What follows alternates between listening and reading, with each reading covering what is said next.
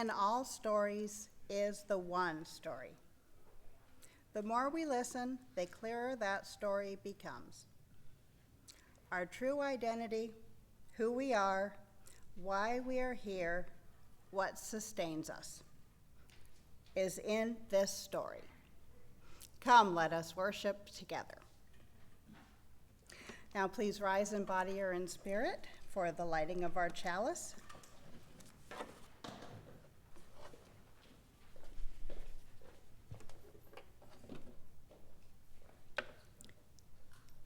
These words are by Albert Schweitzer.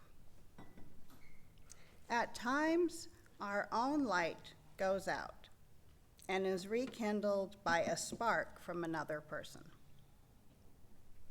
Each of us has cause to think with deep gratitude of those who have lighted the flame within us. Please remain risen as we recite our covenant, first in English and then in Spanish. Love is the doctrine of this church. Test for truth is its sacrament, and service is its prayer. Dwell together in peace, to seek knowledge in freedom, to serve humanity in fellowship, thus do we covenant. La doctrina de esta iglesia es el amor, de la búsqueda de la verdad, su sacramento, el servicio de su oración, vivir juntos en paz, buscar el conocimiento de verdad, servir a la humanidad en comunión. Este es nuestro pacto. Please join me in our opening hymn, I Know I Can, number 1015 in the teal hymnal. I'm gonna step down.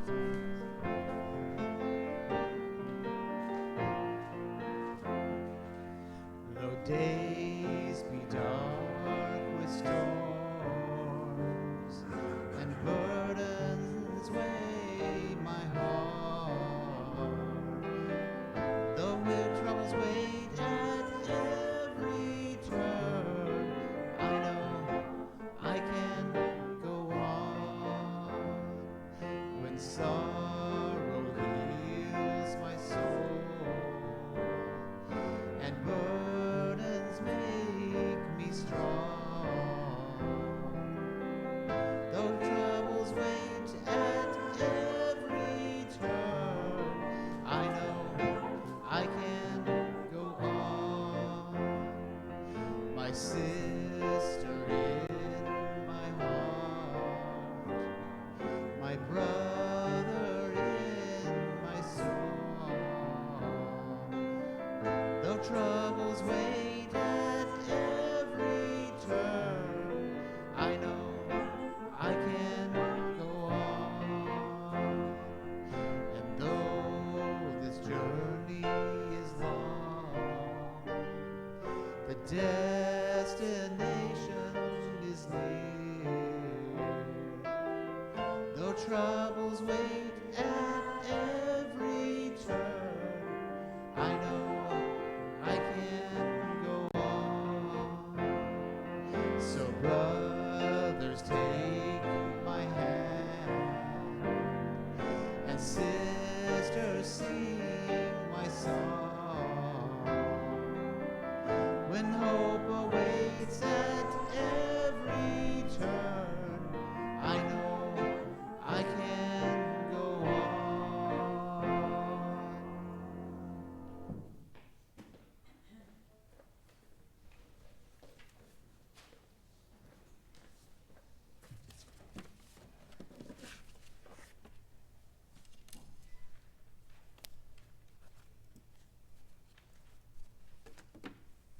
Good morning. Good morning. Happy Sunday. Glad you're here. Welcome to Emerson Unitarian Universalist Church. My name is Tess Lotta. My pronouns are she, her. I'm very grateful to co-lead the service with Julie Borden. I invite you to take a moment to silence your phones, and we thank you for your consideration in wearing a mask. Our church is named after the 19th century American transcendentalist poet Ralph Waldo Emerson. Emerson Unitarian Universalist Church has provided an inclusive congregation in the West San Fernando Valley since 1954, aspiring to create together a loving, equitable space for which to hold and support anyone seeking spiritual and personal enrichment. We lift up the first people of the ancestral and unceded territory of the affiliated tribes of the Tongva, Tataviam, Serrano, and Chumash that is now occupied by our church.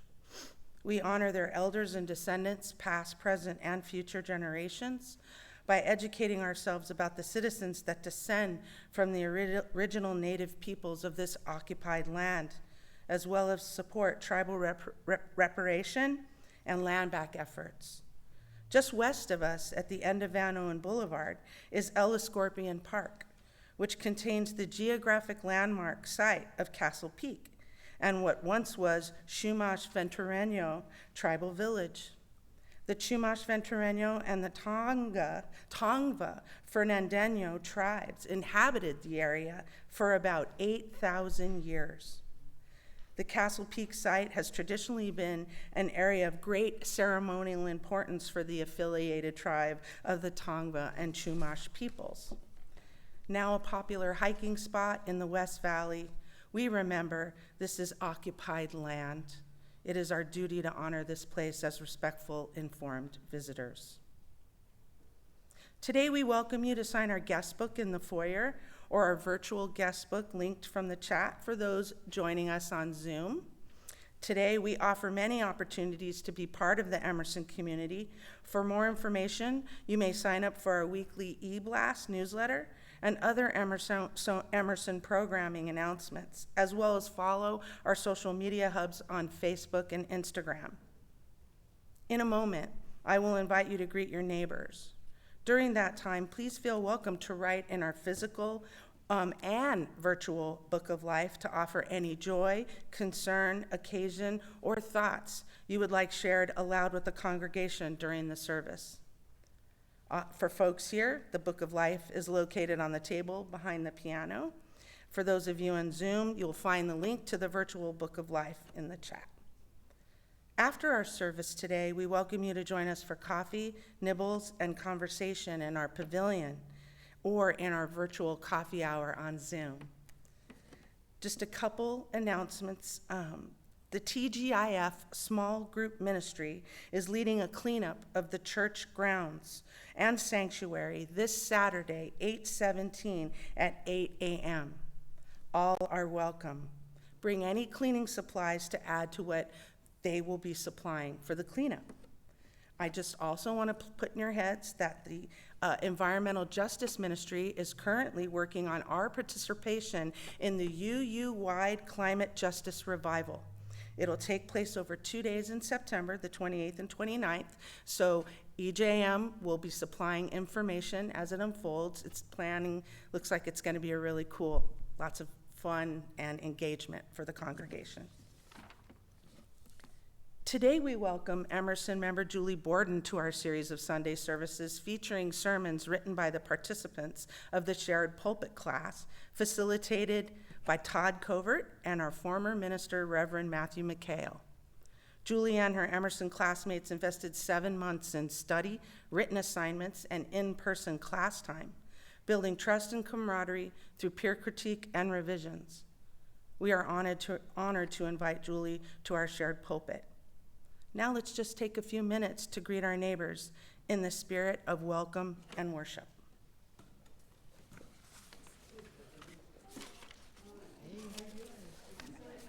Need something? You need a pen?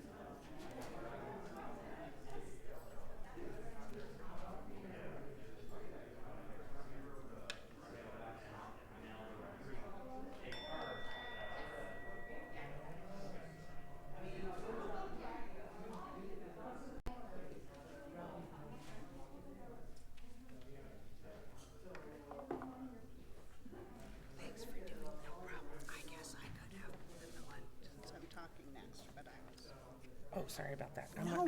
I have one more thing to say. Oh, good. Very quickly. Super fast. You can stand.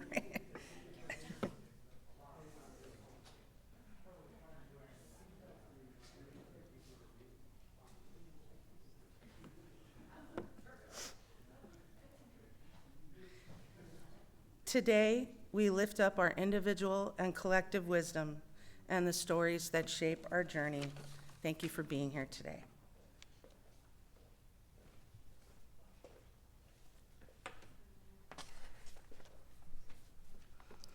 Our story for all ages, The Hugging Tree, is not exactly about hugging, although hugging is always good.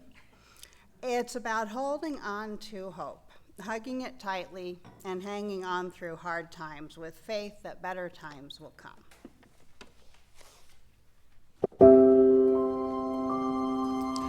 The Hugging Tree, a story about resilience by Jill Niemark, illustrated by Nicole Wong. On a bleak and lonely rock by a vast and mighty sea grew a lonely little tree where no tree should ever be. How she got there no one knew. She sprouted stems and little leaves as any tiny seed will do. There's hardly any dirt for me, no forest breeze, no birds, no bees, but I will do the best I can to make this rock my home. Her tiny roots pushed night and day, and bit by bit the rock gave way. A smidge, an inch, a foot, then two. She grew and grew and grew and grew. The ocean hugged the rocky shore. I like you near me, little tree. Let's keep each other company. Soft gold sunbeams kissed her crown, warm as honey pouring down. At night she raised her branches high to greet the moon up in the sky. I wax and wane, I ebb and flow, I cycle through from full to thin, and when I'm done I start again. That's how life is, you know. One summer noon a pair of loons landed on her canopy. A pretty tree, a sparkling sea. Shall we make this place our home and raise our baby chicks right here? The little tree warmed up with pride. She spread her branches high and wide. I'll be your home, she replied. And can you tell me if you've seen the forest where my family grew? We've built our nest in trees like you, quite far from here, and so you blew many nights and many days. You flew on wind just like we do. They built their nest, they laid their eggs, and soon 2 baby chicks were born. Summer passed, autumn too. The little tree turned red and gold. Then winter came with howling winds and cutting cold that broke her boughs. The loons flew south, the sea all ice, the rock all snow. The moon was lost in thunderclouds. Mighty cliff, hold me tight, don't let me blow away. Little tree, with all my might, I'll hold you close night and day. Storms will come and storms will go. At last the sun melted the snow. But now the tree could not grow. The storm had torn her roots. The moon gazed down and softly said, sometimes we lose our way, but with some help we start again. That's how life is, you know. And soon a boy came running by, skipping stones into the sea. When he saw the little tree, he stopped and stared. He touched the tiny leaves. He felt the ragged roots. He shook his head and said, I can bring just what you need. I can help you, little tree. A tree can't hug a boy. It has no hands or arms, but it can hug you with its heart, and that is just as deep and warm. Every day the boy came back, carrying a full backpack. From the pack he took a tin and poured out rich brown earth. He packed the roots and tucked them in. He planted flowers round the tree and made a path for all to see. Now everyone will know that even on a granite cliff a little tree can grow. And then he went to sleep and dreamed of things that boys dream of. Now every day new people stop to rest beneath the little tree and dream the things we all dream of, to love, to share, to give, to dare. to grow just where we are, and to this very day they come. For on a splendid sunny rock, by a warm and bright blue sea, a great big hugging tree grows just where she was meant to be. And that's the story of the hugging tree. I hope you enjoyed it.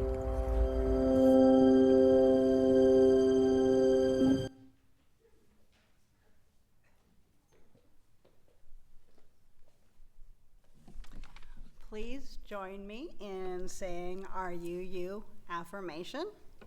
We are Unitarian Universalists, people of open minds, loving hearts, and welcoming hands.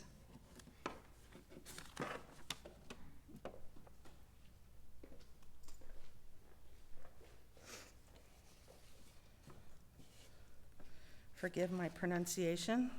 I rehearsed it a lot. We'll see.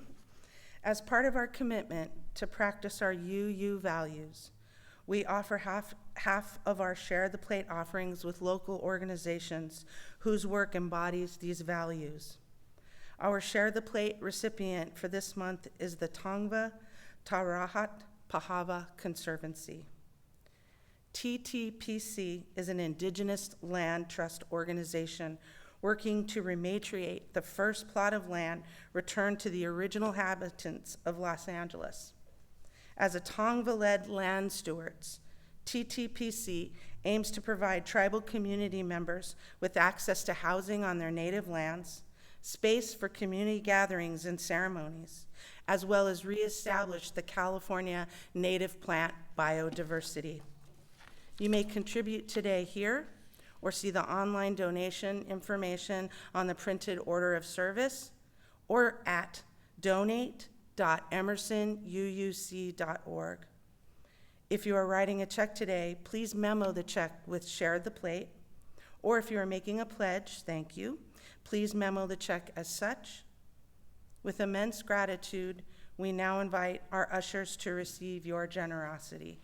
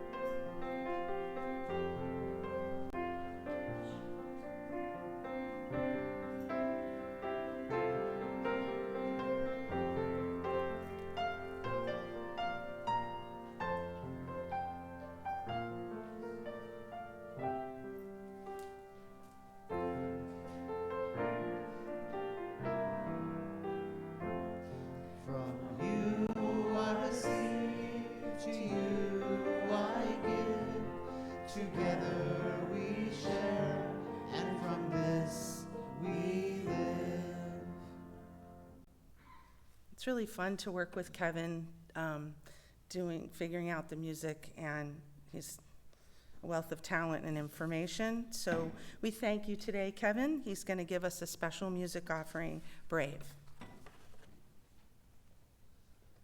I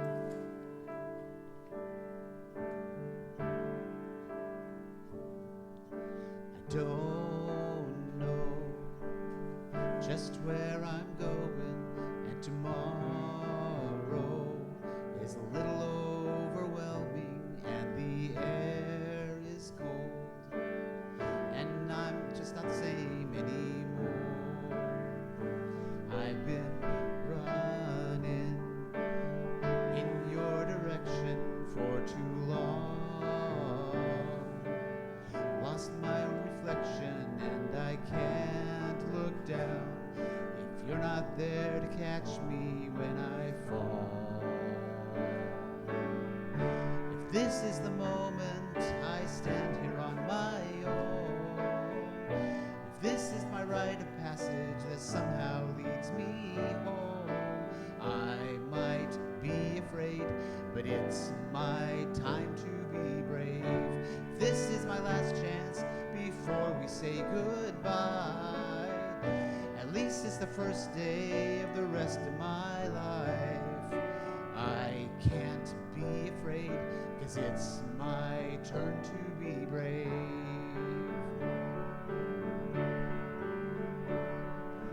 All along, all I ever wanted was to be the light. When your life was daunting, but I can't see mine. When I feel as though you're pushing me away.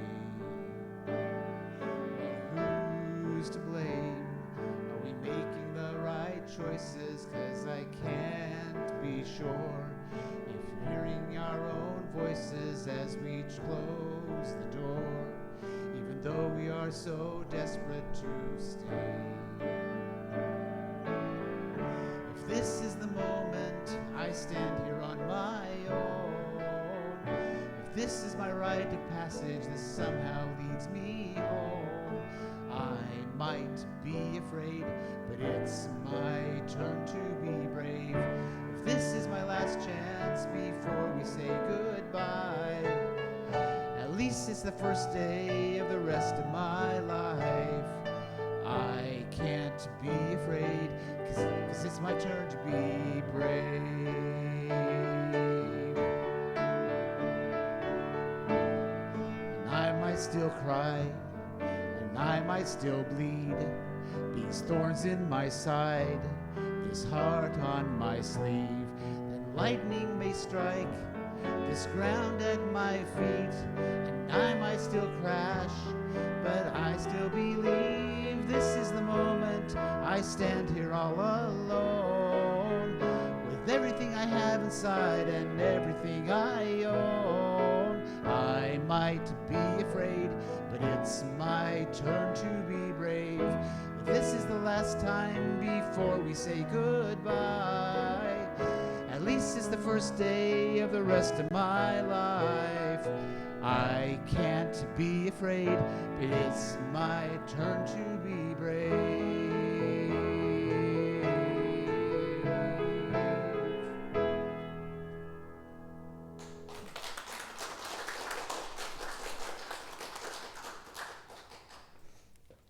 Got sparkles.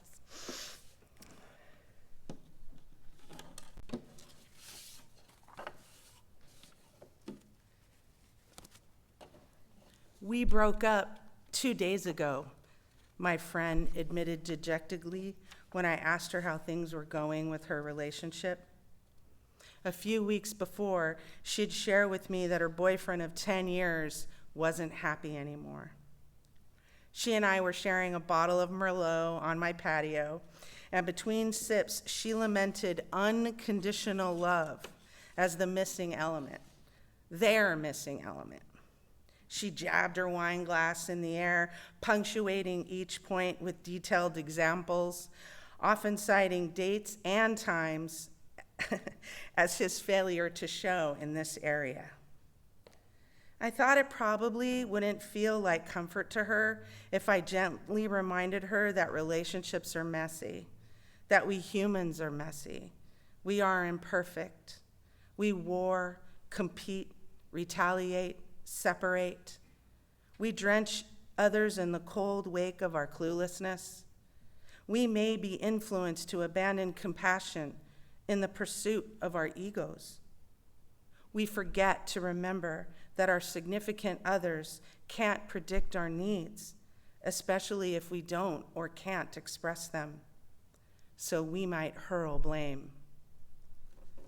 I also erred on the side of caution and did not illustrate examples of how we humans also liberate, create, celebrate, and rejoice. We fundraise and volunteer, sacrifice and share. We discover, develop languages, meet halfway, go the distance, construct bridges, and use them to access each other. We join. We are able to collect wisdom. It seemed more helpful to her for me not to inquire about the ways in which her relationship revealed heart and soul skills, such as courage, honesty, resilience, compassion, wholeheartedness, humor, and importantly, self-awareness and personal ownership. I thought it better not to propose the idea that these qualities might suggest that love may actually be conditional. I decided to hold off backing up my theory with musings on the good chunk of a 30-year marriage I have spent breaking down my walls to make way for these conditions of love.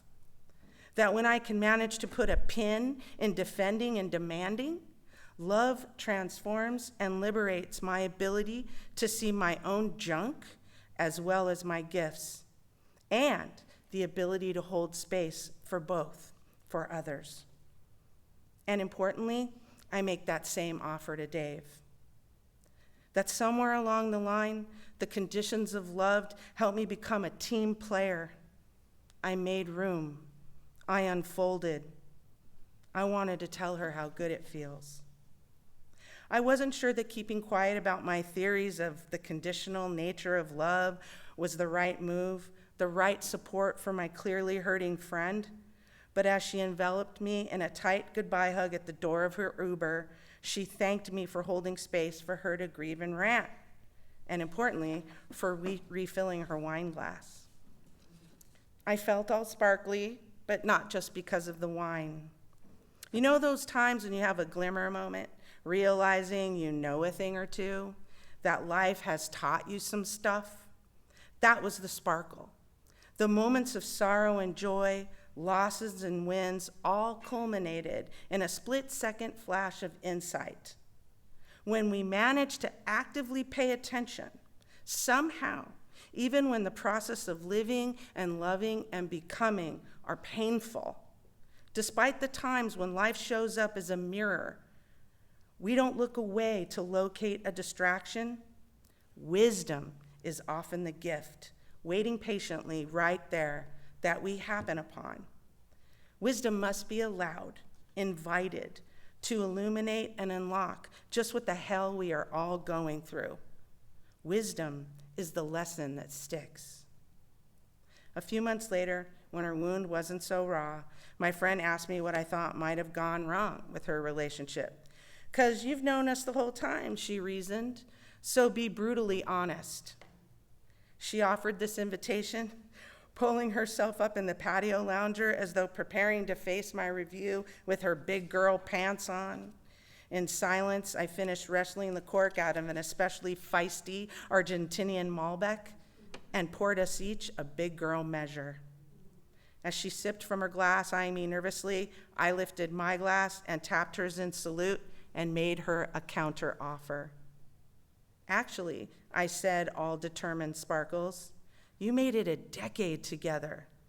I'd be more down to talk about what you think might have went right."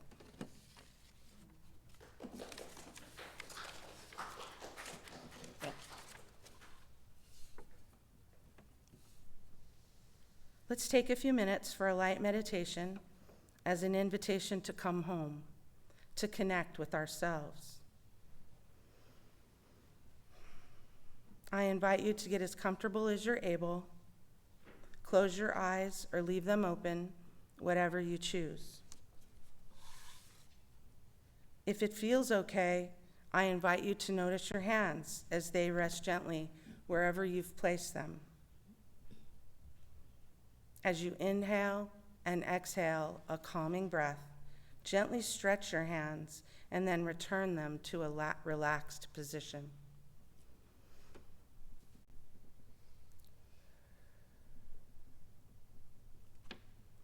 If it feels okay, I invite you to envision the strength in your hands, each wrinkle and scar a testimony to your journey. And with this in mind, envision accepting this affirmation as a gift. I am resilient, strong, and brave. I remember and rejoice in my courage. I am resilient, strong, and brave. I remember and rejoice in my courage. I am resilient, strong, and brave. I remember and rejoice in my courage.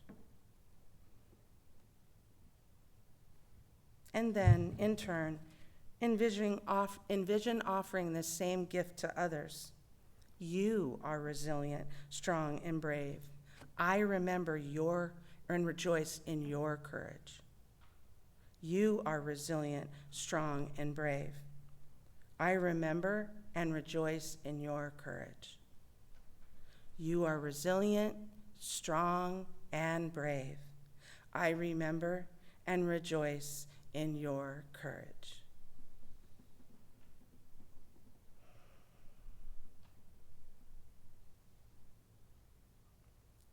And when you're ready, I invite you to come back to our shared space and notice again who is here with you as part of this beloved community with love at the center.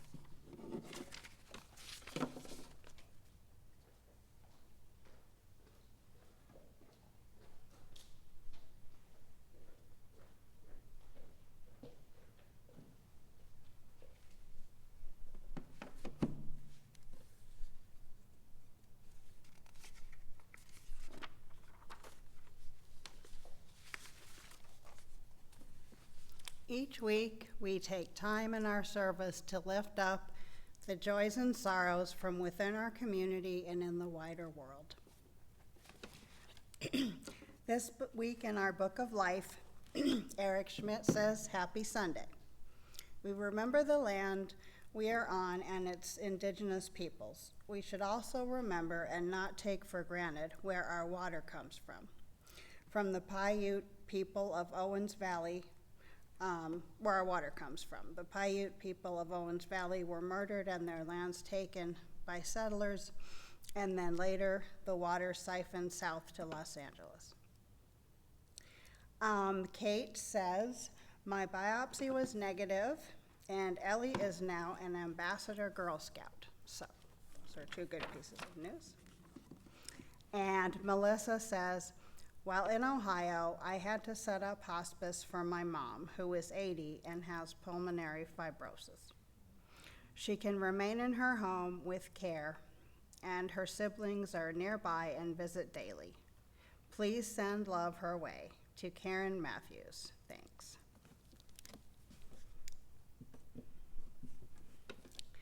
And in our virtual Book of Life, we don't have any entries, and I feel comfortable saying that even without my backup of David Early here.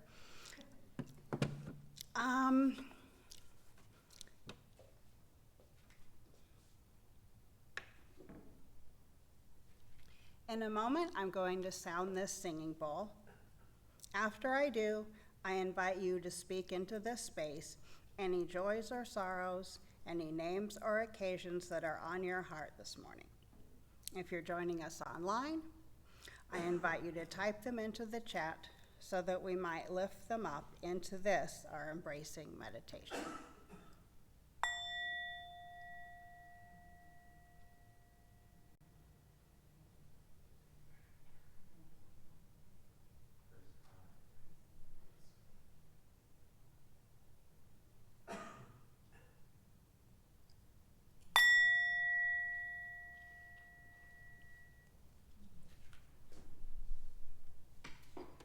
For all that has been shared and all that is too tender yet to share, we hold these joys and sorrows in the silent sanctuary of our hearts and offer them into the embrace of this beloved community.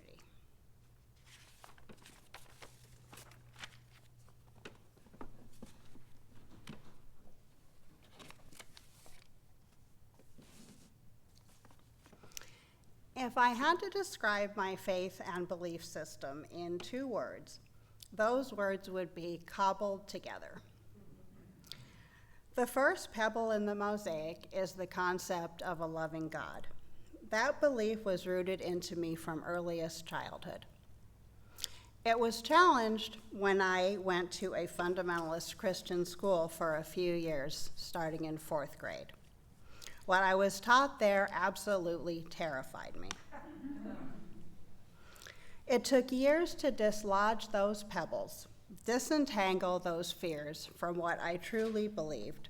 And when the last remnants of fear were finally gone, a loving God was still there waiting for me. And then there was the huge span of years where I wasn't actively involved in any religion. But as a person with many fears and a tendency to live deep inside my head, God and faith and spirituality were never far from the surface. I collected pockets full of pebbles wherever I could find them, turning them over in my hands and working them into the mosaic when they felt right. Some of those pebbles were the examples I thrived on. Stories that randomly came my way about people who survived tragedies I could only imagine crumbling under, and people who maintained some seed of the peace that passes all understanding until their last breath.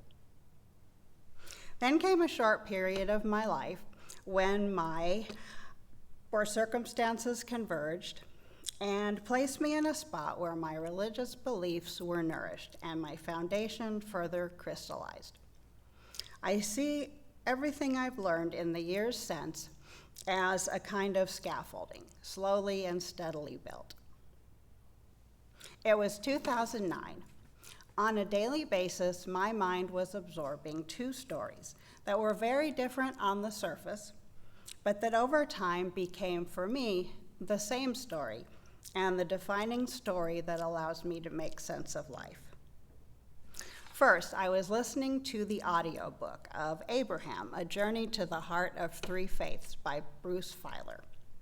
He explores the biblical story of Abraham and frames it as a journey of learning to have faith. Biblical scholars have different views regarding the story of Abraham, and Feiler's view is strongly centered around his covenant with God. The idea that God asks Abraham to leave his family, his country, everything familiar, and follow him into the unknown. It requires a leap of faith and absolute trust, like walking into the dark and trusting that you will be guided to the light. As I heard the Abraham story from this perspective, it reinforced for me the core concept that God is good and trustworthy, meaning trustworthy, worth putting your trust in even when nothing seems to make sense. Second, I'd been reading a blog by a woman named Haley, the daughter-in-law of an old family friend. In it, she chronicled on a day-by-day, moment-by-moment, emotion-by-emotion basis her family's experience as their son Logan was diagnosed with leukemia just after his first birthday and died about 2 years later. Although we had never met, I felt like I was getting to know this woman through her writing. And it became clear to me that the reason she was able to be there for Logan, for her husband, for her other child, was that she was able to get up each day and face the entire situation was because of her faith. She truly believed that Logan was in God's hands and that whatever happened would be God's will. So, like me, she had a deep and steadfast belief in a loving God, and I was comforted and gratified to see that belief holding up under the worst of circumstances. Very much unlike me, however, Haley was a fundamentalist Christian. That felt ironic. Here was someone with the same beliefs that had chilled me for decades, and I was somehow inspired by her faith, even though her specific belief system was no less disturbing to me. It was clear to me that her comfort came from her belief that Logan was saved, and that even if the absolute worst from a human standpoint happened, he would be in heaven with Jesus because Jesus wanted him there. It didn't matter. She was a mom like me, and she was facing the ultimate terror of losing her child. When she wrote about our Lord and Savior Jesus Christ, I could easily read it as something meaningful to me, calling it God or a higher power, something beyond what we can logically know or prove, something that holds us. Haley was witnessing her child's suffering and trying to give him as much joy as possible within the limited scope of the world he was able to experience. And she was rising to the occasion rather than falling apart. She would have had every right and justification to fall apart, but instead she was able to experience actual joy in being Logan's mother and cherishing the limited time they had together. I have no doubt that for a young child like Logan, seeing joy and love in his mother's eyes more often than he saw fear and terror made his short life a happy one, as unfathomable as that seems. So both of these stories, the biblical story of Abraham as told by Filer, and the ongoing one of Haley and Logan and family, contained a common thread, an underlying assumption that God has, that's always been essential to my faith, that God has a will and that everything happens according to that will, even though no human understanding can ever allow us to know why. This is delicate territory for me. For everyone, maybe, but I am especially conscious of never wanting to hurt or offend anyone, and I'm aware that people have vastly different opinions about this topic, that to suggest or imply that everything happens for a reason can enrage some people. And rightly so. It's a belief that has been used as a weapon, that can be used as a weapon in the wrong hands. It's been used to explain life circumstances as a matter of reward and punishment, as an excuse to justify the worst kinds of apathy, and for countless other injustices and forms of cold-heartedness. Even when not weaponized, it can be used as a blunt instrument of well-meaning ignorance. I would never tell someone who had just lost a loved one that they are in a better place now, unless I knew that that was consistent with their own faith and beliefs. And yet I know people impose that supposed condolence on other people all the time. But I need to believe that there is some higher meaning behind everything. I need it for my own peace and sanity. That is why the twin examples of Abraham and this mother and child spoke so strongly to me. And that brings me to one of the ultimate controversial Bible stories. God, as I understand it, God asking Abraham to offer his son as a sacrifice. It's a story I've often heard as the basis for people wanting nothing to do with religion. What kind of a God would do that? That's insane cruelty.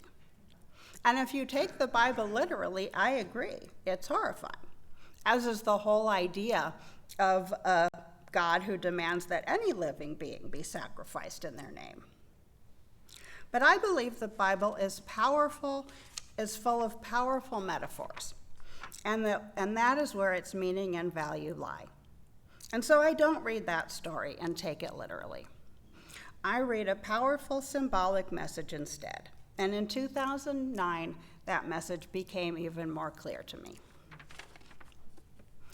Did Haley have a choice about Logan going through 2 years of chemotherapy, hospital stays that were months long, countless needle sticks, and the destruction of his existing immune system to prepare him for a bone marrow transplant?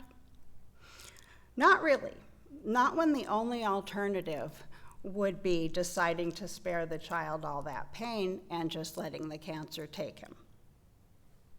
Sometimes life, and therefore God, as I see it, puts intolerable situations before us, and they become our assignments. For me, Haley's ordeal is the human, real-life version of a literal God coming down from literal heaven and asking you to sacrifice your child, to willingly place him on the altar of that children's hospital. Because I think that is what it must have felt like sometimes, being a parent and having to stand by and watch your child endure all that suffering, powerless to do anything to save him from it. Of course, in this case, it was for the ultimate goal of healing him, and that's obviously where the huge difference lies. A parent knows that logically, but emotionally, on a heart level, these kinds of medical interventions can feel far more like violence in the moment they're actually happening, especially to a small child who has no way of comprehending that goal. I have no doubt that there were days when Haley felt like she was imposing pain on her son. I don't think it's possible to be a parent and witness your child going through that ordeal without feeling somehow responsible, irrational as that may be. For me, the story of Abraham and Isaac oddly provides comfort and a kind of truth that God is worthy of my trust. Of course, that brings me to another question altogether. How can I justify believing that? Because I'm essentially saying I believe in a God who is both loving and all-powerful. How can that possibly be when you consider all the tragedy, atrocity, and injustice in the world? In the philosophy of religion, this is called theodicy. It took me a while to wrap my mind around that word. It sounded too grave and formidable to fit my experience of what feels like a tiny flame burning at the center of me. But that word joins me with the countless people throughout history who have grappled with that same nearly unanswerable question, and so now I embrace it. For me, the essence of spirituality is that it has elements of the unknown and unknowable. I guess I should call myself an agnostic in that I am comfortable with the fact that I do not know if God exists or not. No one does. Not radical fundamentalists who insist that there is a God, and not strident atheists who insist that there isn't. They are all in the same camp of certainty, and I have no interest in joining that camp. My belief can be summed up this way. I do not know if there is a God. I will not know until I die. And if there is no God and no afterlife, I won't even know it then, which is fine with me because it won't matter anymore.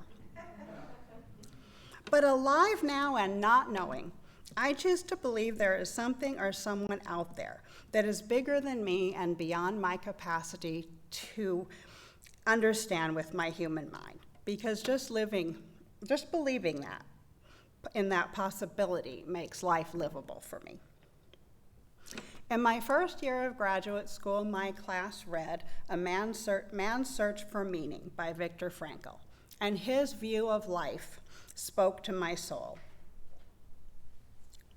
Frankl developed his belief system under the most horrific circumstances in a Nazi concentration camp. Like Haley in that cancer ward, he did not have any logical reason to believe in any ultimate goodness or redemption. But through his own experience and seeing others who had also lost everything, he observed that the ability to endure suffering and hardship was directly related to a person's capacity to find meaning in their suffering, to believe there could possibly be some higher purpose behind seemingly random events in our lives. Man's Search for Meaning is not a religious book. It's a psychology book whose premise is that our ability to find meaning is the primary motivational force, the key organizing principle behind what it means to be human. Frankl does not specifically posit a belief in God, but he leaves the door open for the possibility of a God, or higher power, or divine force, or higher consciousness, who could be all-powerful and could still be assumed to be loving. He does not claim to know why things happen as they do, or imply that any one person's belief system needs to align with any other in order to be valid and meaningful. His spiritual view is based very much on opening up to what if. For me, that question becomes, what if? there's a greater meaning behind everything. Maybe there isn't, but what if there is? Am I willing to risk living my life in fear and despair, only to find out when it's over that there was something there holding me the whole time? Knowing there might be a deeper meaning behind everything, a whole dimension humans can't see, allows me to have moments and sometimes even hours of genuine peace of mind. And for that, I am truly grateful. Thank you.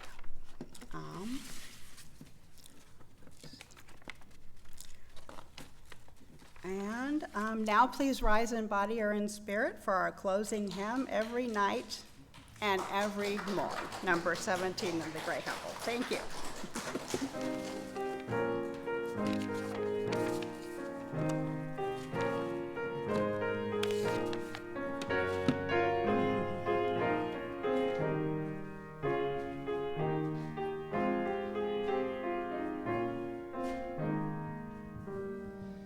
Every night and every morn, some to misery are born.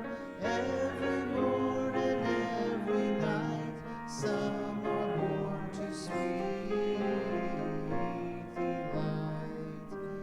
Joy and woe are woven fine, clothing for the soul divine. Under every grief and pine runs the joy with silk entwined. It is right and it should be so. We were made for joy and woe, and in this we rightly know. Safely through the world we go.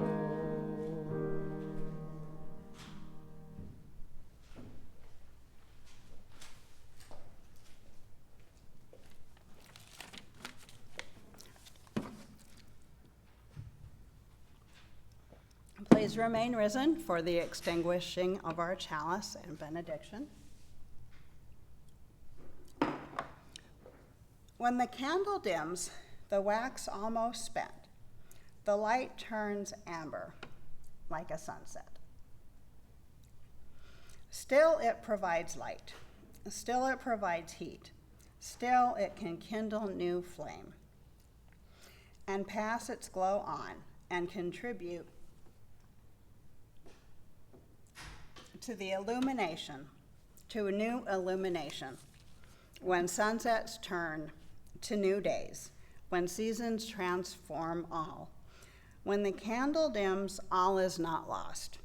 Hope continues, uncertain and true, like candlelight, ready to spark again. All is not lost. Go in peace.